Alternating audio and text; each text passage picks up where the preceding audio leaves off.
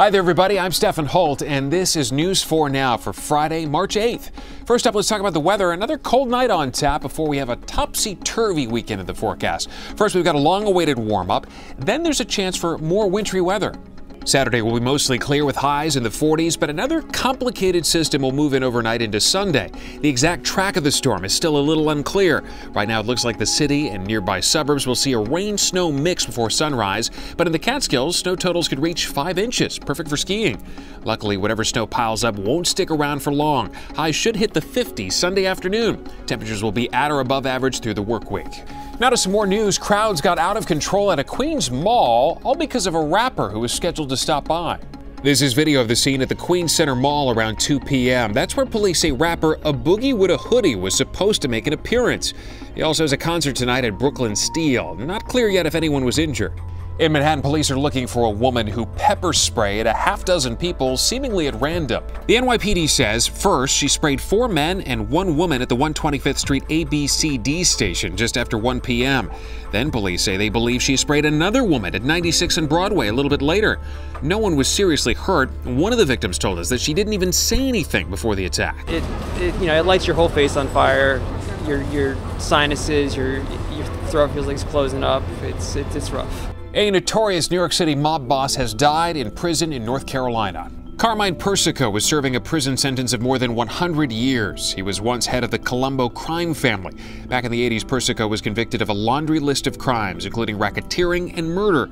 In prison, he also reportedly befriended notorious fraudster Bernie Madoff. He was 85 years old. Finally, a compound called catnip cocktail has landed a New Jersey supplement store owner in some serious trouble.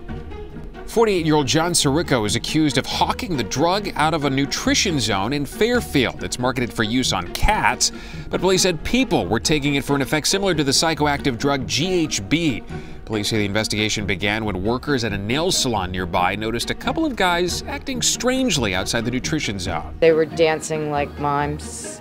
They were jumping around, making noises. It was just not normal. That's all for News 4 Now, but keep watching to see how the World Trade Center's Oculus is marking International Women's Day. I'm Stefan Holt. Thanks for watching and have a great weekend. Women's faces are superimposed on 549 banknotes from around the world. A brand new art installation at the Oculus asks you to stop, look, and consider different perspectives. Stand in this red circle, look up, and there's a message. Change. Stand on the opposite side, and there's the rest of the message. Pays. Change pays. It really makes the point. This 4,000-pound sculpture promotes gender equality in the workplace. Change Pays features money from 8 countries, but instead of men, you see women.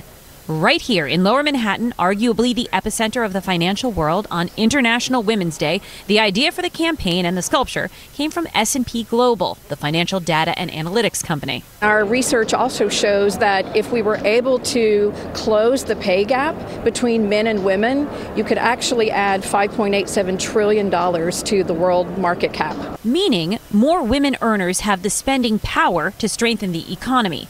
Equality and elevating women in the workplace is change that pays. Brooklyn-based artist Michael Murphy took that theme and created a work of what he calls perceptual art. I look at what the messaging is going to be, and then I try to figure out how to make it interesting, right? Like, how do I explode this thing and put it all back together so that it creates this fun optical illusion for people to look at?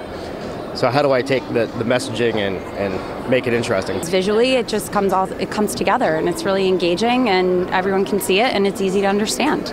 I hope it draws awareness, which it did for me. You know, I didn't wake up this morning with that on my mind, but now I'm thinking about it, so that's great.